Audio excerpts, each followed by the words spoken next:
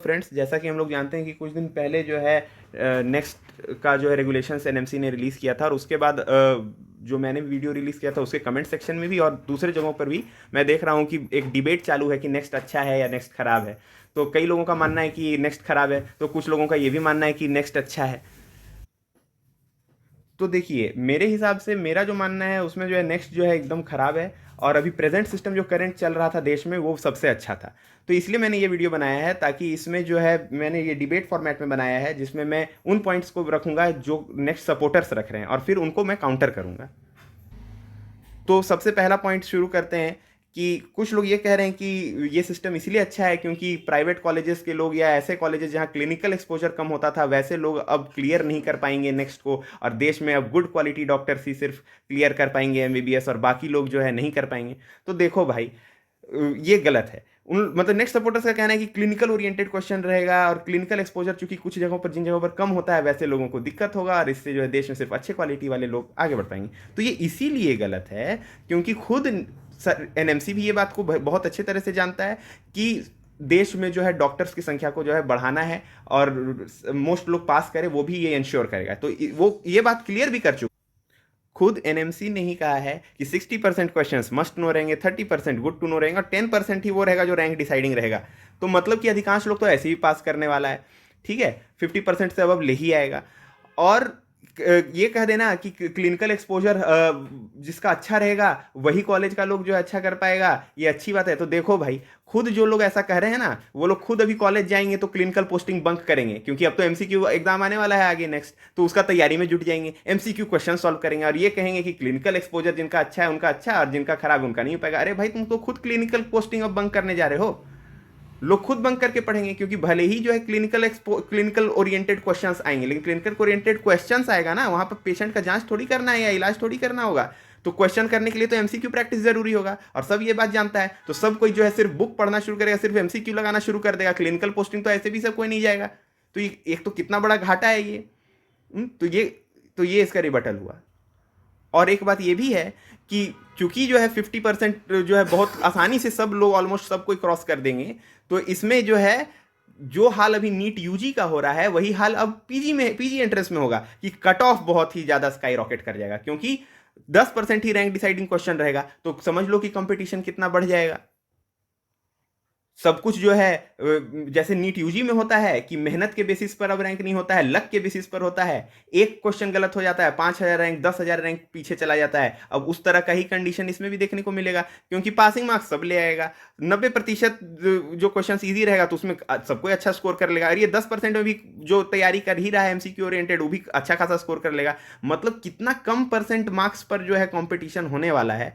तो cut off कितना ज़्यादा ऊपर चला जाएगा, ये सोचने वाली बात है। अब सेकंड पॉइंट पर आते हैं, जो कि नेक्स्ट सपोर्टर्स लोग कह रहे हैं कि इंटर्नशिप बच जाएगा। अब इंटर्नशिप में पूरा क्लिनिकली फोकस्ड होके अब लोग क्लिनिकल चीज सीखेगा, और उसके क्योंकि इंटर्नशिप के पहले नेक्स्ट वन हो जाएगा।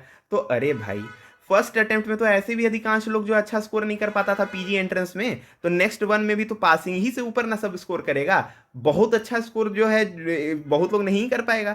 तो ये बात, और रैंक तो शायद आएगा नहीं, रैंक तो काउंसलिंग के बाद आएगा, और काउंसलिंग होगा इंटर्नशिप के बाद। तो तब तक तो इन लोग कितना भी मार्क्स स्कोर अच्छा कर ले, पता तो रहेगा नहीं कि मनचाहा ब्रांच मिलने वाला है हमको या नहीं मिलने वाला है, मेरा रैंक कितना आने वाला है। तो भाई इंटर्नशिप में भी तो वो तैयारी करते ही रहेगा ना अगले अटेम्प्ट के लिए, स्कोर इंप्रूव करने के लिए। तो इंटर्नशिप कहाँ बच रहा है? इंटर्नशिप तो बच नहीं रहा है, लेकिन फाइनल ईयर चला जा रहा है, ये बात पक्का है। इंटर्नशिप में तुम क्लिनिकल कितना सीखते थे कि पेपर वर्क कितना करते थे, वो तो सब मेडिकल स्टूडेंट जानते ही हैं कि इंटर्नशिप में ज़्यादा क्या होता है। लेकिन फाइनल ईयर जहाँ पेपर वर्क तो नहीं रहता था, लेकिन बच्चा लोग जाके जो है, स्टूडेंट्स जाके जो है क्लिनिकल चीज़ सीखता था, क्लिनिकल एग्जामिनेशन सीखता था, वो तो अब नहीं करने वाला है।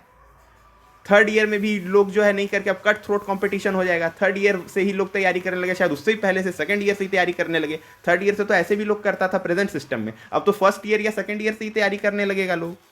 हाँ, कोचिंग इंडस्ट्रीज जो है उनका तो इसमें पूरा चांदी हो गया है इस सिस्टम में। तो ये बात तो क्लियर हो गया कि इंटर्नशिप नहीं बचने वाला है। इंटर्नशिप में ऐसे भी लोग तैयारी करते ही रहेंगे, और इंटर्नशिप ऐसे भी क्या ही बचता था, इंटर्नशिप में लोग क्या ही सीखते थे, ये तो बहुत बड़ा बात है ही, ये तो सब जानते ही है। तो इंटर्नशिप तो नहीं बच रहा है, पूरा एमबीबीएस भी आदमी का खराब चला जा रहा है। बस पढ़ाई पढ़ाई पढ़ाई और पढ़ाई पढ़ाई पढ़ाई नहीं, एमसीक्यू सॉल्विंग, पेशेंट कम देखना है, एमसीक्यू ज़्यादा बनाना है। अब यही सिस्टम आगे होने वाला है। तो कितना अच्छा डॉक्टर प्रोड्यूस होगा, कहा जा रहा था क्वालिटी डॉक्टर प्रोड्यूस करने के लिए हो रहा है, तो कितना क्वालिटी डॉक्टर प्रोड्यूस होगा, ये सोचने वाली बात है।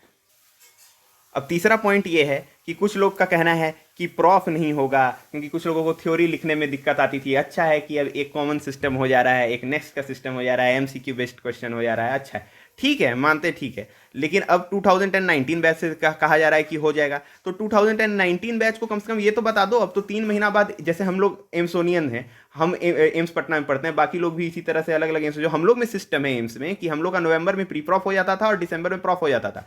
तो अब 3 महीना तो प्री प्रॉफ का बचा हुआ है, तो ये तो क्लियर कर दो कि इस बार जो है नवंबर से होगा या नहीं होगा, ताकि उस अकॉर्डिंग तैयारी आदमी करे। और तैयारी 3 महीना में कैसे कितना कर लेगा, ये भी अलग बात है, ये भी एक सोचने वाली बात है।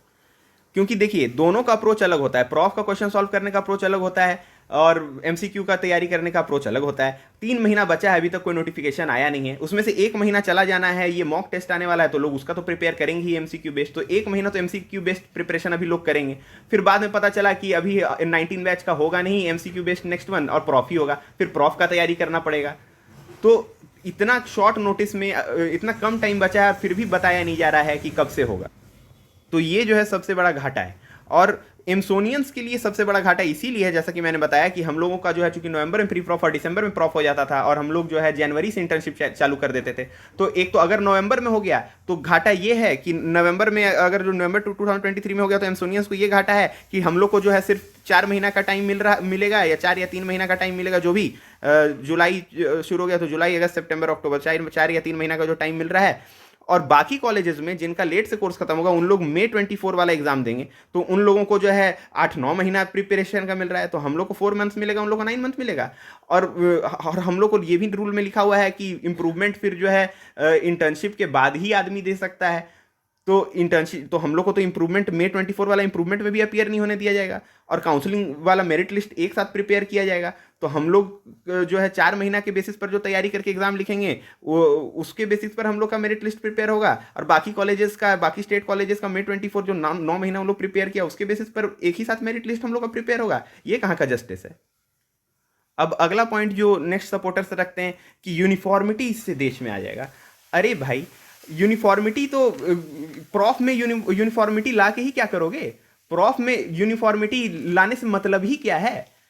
हाँ, और जहां पर मतलब होता है कि पीजी एंट्रेंस में यूनिफॉर्मिटी, तो वो तो पहले भी था, चाहे आईएनआईसीटी था, चाहे नेक्स्ट नीट पीजी होता था, उसमें यूनिफॉर्मिटी तो था ही पूरा देश भर में, सबको एक ही एग्जाम लिखता था। और प्रॉफ में यूनिफॉर्मिटी लाने का कोई मतलब नहीं बनता है। और इस यूनिफॉर्मिटी ही के पॉइंट को और मजबूत करने के लिए कुछ लोग जो अच्छा से समझे नहीं है चीज़ों को, रूल्स को, वो लोग कहते हैं कि देखो कि रिजर्वेशन नहीं है, सब कोई को एक ही एग्ज़ाम देना पड़ रहा है, और इसमें रिजर्वेशन सब कोई को 50% लाना पड़ेगा।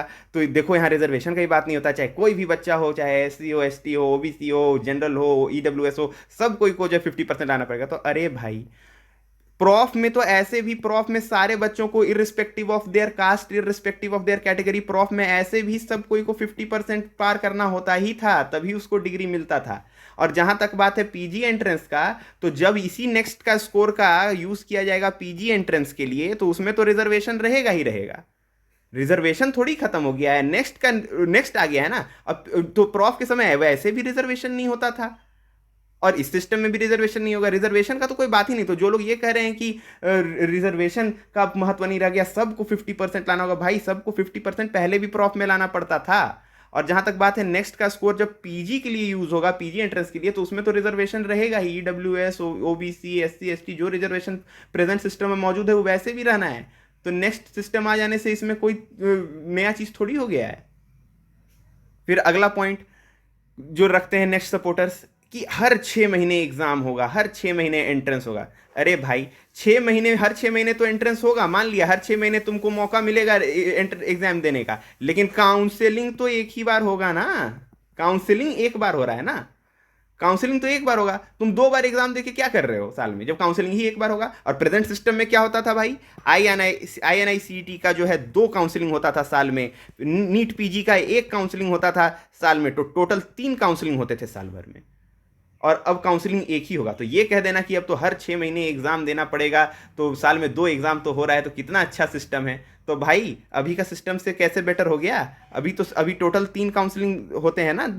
हाँ, नीट पीजी का एक काउंसलिंग होता है, आईएनआईसीटी का 2 होता है, और अब तो एक ही काउंसलिंग होगा, भले ही एग्ज़ाम 2 हो जाएं। तो क्या फ़ायदा हुआ? इससे तो नुकसान हो गया। फिर अगला ये तर्क दिया जाता है कि इसका जो है ये अच्छा है कि 5 साल तक स्कोर का वैलिडिटी रहेगा। जिसको जो है मन है अभी एग्जाम दे दो, सीट नहीं भी लेना है तो वो उसी स्कोर का यूज 5 साल तक कर सकता है। अरे कौन ऐसा रहेगा जिसको जो है अच्छा स्कोर आ गया होगा, अच्छा जिसको सीट मिल रहा होगा, वो उसी बार नहीं लेके जो है उसको ये 5 साल तक यूज करेगा? 5 साल तक स्कोर का वैलिडिटी तो टोटल एब्सर्डिटी है, टोटल नॉनसेंस है। इसका तो कोई ज़रूरत ही नहीं था, क्योंकि जिसको अच्छा सीट मिल गया होता है वो तो ऑलरेडी उसको जो है ले ही लेता है तुरंत से। और इससे इसका क्या मतलब है कि एक बार कोई सीट ले लेगा मेडिकल कॉलेज में, लेट सपोज कि कोई ऑप्था ले लिया, और क्या इसका ये मतलब है कि फिर चूंकि अगली बार उसको ऑप्था पसंद नहीं आया तो अगली बार वो उसको फिर से अपीयर नहीं करना पड़ेगा एग्जाम में, और फिर से वो अपना जो प्रीवियस स्कोर था, प्रीवियस नेक्स्ट स्कोर था जिसके थ्रू उसको ऑप्था मिला था, उसी स्कोर का इस्तेमाल करके फिर से अपना रैंक लिस्ट वो बनवाएगा अगली बार, और इस बार वो ब्रांच अपना ऑप्था छोड़ के अब उसको मन किया ऑर्थो लेने का तो अगले साल ऑर्थो ले लेगा। तो ये तो घाटा है ना। ये तो प्रेशियस मेडिकल सीट्स का एक तरह से कहिए कि वो उसको ये डर नहीं रहेगा कि हमको फिर से एंट्रेंस देना है। वो क्या करेगा कि अपना जो है एक सीट को बर्बाद कर देगा। ये कितना प्रेशियस पीजी सीट इससे बर्बाद होगा। तो इसका तो ये घाटा है। ये 5 ईयर वैलिडिटी स्कोर वैलिडिटी का तो कोई मतलब नहीं निकलता है। और सिर्फ ये नहीं है कि इससे मेडिकल सीट बर्बाद चले जाएंगे, इसका डर रहता है कि लोग अपने मन से छोड़ सकेगा या ऐसा कुछ। इसका ये सिर्फ खतरा नहीं है। अरे भाई 5 ईयर स्कोर वैलिडिटी का ये भी तो मतलब है कि हर साल नॉर्मलाइजेशन होगा। और नॉर्मलाइजेशन में जस्टिस कैसे होगा, सबसे बड़ा ये सवाल है। क्योंकि लेट्स सपोज कि 2025-26 में जो है काउंसलिंग एक होता है किसी एग्जाम का, या 2027 का ले लेते हैं। उसमें जो है मान लो 2027 में एग्जाम हुआ, अब उसमें जो है उसका 2027 का जो रैंक लिस्ट बनेगा उसमें जो है कोई भी प्रीवियस ईयर वाला बच्चा भी अपना स्कोर दे देगा। कुछ लोग 2023 का स्कोर दे देगा, कुछ लोग 2024 का स्कोर के हिसाब से रैंक बनवाएगा, कुछ लोग 2025 का रैंक बनाएगा, कुछ लोग 2026 के बेसिस पर रैंक बनवाएगा। तो क्योंकि ये सब स्कोर्स वैलिड रहेंगे। अब इतना सारा अलग अलग स्कोर को यूज करके कॉमन मेरिट लिस्ट नॉर्मलाइज करके तुम कैसे प्रिपेयर करोगे, और अगर करोगे भी तो इंश्योर कैसे करोगे कि सही तरह से सबके साथ जस्टिस हुआ है या नहीं हुआ है? तो 5 ईयर स्कोर वैलिडिटी रहना कोई फायदा नहीं है, ये घाटा है। क्योंकि घाटा इसलिए है क्योंकि इसमें नॉर्मलाइजेशन होगा, और जब भी नॉर्मलाइजेशन होगा तो प्रॉपर जस्टिस सबको इंश्योर हो सकेगा कि नहीं हो सकेगा, ये मतलब कहा नहीं जा सकता है। और प्रेजेंट सिस्टम कितना अच्छा है। अरे एक एग्जाम हो रहा है, उसी एग्जाम के बेसिस पर, उसी स्कोर के बेसिस पर रैंक लिस्ट प्रिपेयर होता है, जो जैसा मार्क्स लाया है उस हिसाब से, कोई नॉर्मलाइजेशन नहीं होता है। अब अभी कह दे कि नीट पीजी का 2023 का स्कोर भी वैलिड कर दे, 22 भी वैलिड कर दे, 21 भी वैलिड कर दे। अब जो पहले वाला स्कोर वाला भी अपना अगर कह दे कि अब इसी के हिसाब से मेरिट लिस्ट प्रिपेयर कर दो, कितना वो हो जाएगा, कितना बवाल मचेगा। कैसे कॉमन मेरिट लिस्ट प्रिपेयर करोगे तुम 3 साल के स्कोर से? और वो तो 3 साल का हम एग्जांपल दे रहे हैं, यहां तो कर दिया है 5 साल। तो 5 साल का स्कोर के हिसाब से एक कॉमन मेरिट लिस्ट प्रिपेयर करना खुद में बहुत बड़ा चैलेंज होगा। तो अब बताइए प्रेजेंट सिस्टम अच्छा या नेक्स्ट अच्छा? तब तो इस सिस्टम से सिर्फ वो ट्रांसपेरेंसी घट रहा है, इस एग्जाम का अपारदर्शिता आ रहा है इसमें। तो एक ये पॉइंट हुआ। अगला पॉइंट जो नेक्स्ट सपोर्टर्स कहते हैं कि अब 50% ईच सब्जेक्ट में लाना होगा। तो अब ऐसा नहीं है कि टोटल कितना भी स्कोर कर लो, अब तो 50% हर सब्जेक्ट में लाओगे तभी आगे बढ़ोगे। तो अरे भाई फिर वही बात हो गया, 50% तो हर सब्जेक्ट में ऐसे भी लाना पड़ता था। प्रॉफ में तो 50% हर सब्जेक्ट में लाते थे, तभी तो वो सब्जेक्ट क्लियर होता था, तभी तो आपका फाइनल ईयर क्लियर होता था। और जहां तक बात है पीजी एंट्रेंस का, तो पीजी एंट्रेंस में ऐसे भी अगर कोई सब्जेक्ट में आप खराब रहिएगा तो ऐसे भी आपको कोई अच्छा सीट मिलने वाला है नहीं। तो 50% इन ईच सब्जेक्ट हो जाने से बहुत फायदा हो जाएगा, ऐसा कोई बात है नहीं। इसका तो कोई मतलब ही नहीं निकलता है इस पॉइंट का, क्योंकि 50% तो इस रूल का कोई मीनिंग नहीं निकलता है। क्योंकि पीजी एंट्रेंस में जैसा मैंने बताया कि ऐसे भी आप स्कोर करना होगा 50% इस सब्जेक्ट से, तो कोई भी अच्छा जो सीट लाता है वो सब सब्जेक्ट में अच्छा करता ही है। और जहाँ तक प्रॉफ की बात है तो वैसे भी 50% सबको इंडिविजुअल सब्जेक्ट्स में क्लियर करने ही होते थे। तो ये कोई वैसा बात नहीं है। तो ये पॉइंट भी खारिज हो गया। तो इन सभी पॉइंट्स को जब हम देखते हैं तो हम ये कह सकते हैं कि नेक्स्ट एज अ सिस्टम जो है जो लाया जा रहा है वो किसी भी एंगल से जो है पुराने सिस्टम से अच्छा नहीं है, जैसा मेरा मानना है, जैसा मैंने इन पॉइंट्स के थ्रू आपको बताया साबित किया है। ठीक है। हाँ, ये बात है कि पहले जो अब जो नेक्स्ट जो अपना नया रूल्स लाया उसमें ये कह दिया कि चलो average of the previous score नहीं लाया जाएगा, नहीं किया जाएगा, प्रीवियस 3 ईयर का स्कोर को एवरेज नहीं किया जाएगा वगैरह वगैरह, ये हर साल में 2 बार होगा। तो हाँ, ये तो सही है कि नेक्स्ट ने जो अपना पहला रूल बुक रिलीज किया था, रूल्स रिलीज किया था, उससे जो है थोड़ा अच्छा है नया वाला रूल। लेकिन इसका मतलब ये नहीं है कि वो प्रेजेंट सिस्टम से अच्छा है। कोई चीज अपने से अच्छा हो जाने से मतलब ये नहीं होता है कि वो दूसरा से अच्छा है।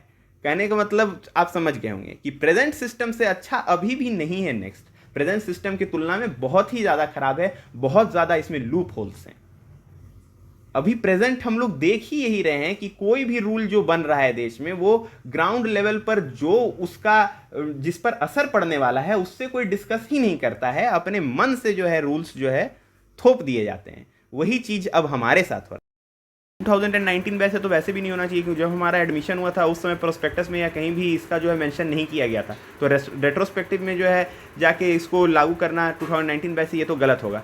प्लस अगर जो चलो ठीक है 2 साल 3 साल पहले तुम कर भी देते, बता भी देते, लेकिन अभी 3 महीना बचा हुआ है तब भी तुम नहीं बता रहे हो कि इसका फाइनल डेट कब है, तो ऐसे में तो बिल्कुल नहीं होना चाहिए। प्लस आधे कॉलेजेस में ऑप्था और ईएनटी का एग्जाम हो चुका है, आधे कॉलेजेस में नहीं हुआ है। एमसोनियंस लोग ऑप्था ईएनटी नहीं दिए हैं जबकि बाकी कॉलेजेस दे दिए हैं। तो इन लोग का एक कॉमन नेक्स्ट देना और जिसमें अलाउ कर देना कि तुम लोग जो है कुछ सब्जेक्ट्स को स्किप कर सकते हो, ये गलत होगा। क्योंकि अगर कुछ सब्जेक्ट्स को कुछ लोग स्किप कर देंगे नेक्स्ट में, तो फिर नॉर्मलाइज करके कॉमन मेरिट लिस्ट तैयार कैसे करोगे? तो इसमें बहुत बड़ा जो है झमेला आने वाला है। तो देखा जाए, और प्लस एमसोनियंस अगर जो ये कहा जाए कि नवंबर वाला नहीं देके तुम लोग जो है 19 बैच मई वाला देगा, तो इसमें एमसोनियंस को घाटा हो जाता है। क्योंकि हम लोग का तो भाई एमसोनियंस का जो है जनवरी में शुरू हो जाता है इंटर्नशिप, तो फिर हम लोग का 6 महीना इसमें बर्बाद चला जाता है। तो जैसा कि मैंने पूरे वीडियो में डिस्कस किया पॉइंट्स, तो ये देखने को मिल रहा है कि चाहे वो 19 बैच एज अ होल हो, चाहे 19 बैच के एम्स के स्टूडेंट्स हों, चाहे वो 18 बैच हो, चाहे वो आगे आने वाले स्टूडेंट्स हो, सभी के लिए जो है नेक्स्ट जो है बहुत डेंजरस है। इसलिए इसका जो है हम लोग को मिलकर प्रोटेस्ट करना चाहिए। और इसीलिए जो है इसको जो है इस वीडियो को भी आप लोग शेयर करिए, और जहाँ भी आप लोग को जितना पॉसिबल हो सके, जहाँ भी नेक्स्ट का प्रोटेस्ट हो रहा है वहाँ शामिल होके, ट्वीट है तो उसको रीट्वीट करिए, और अगर वैसे कुछ ग्रुप्स हैं तो उसमें भी शामिल होइए, अपने पॉइंट्स रखिए और इसका प्रोटेस्ट करिए। Thank you.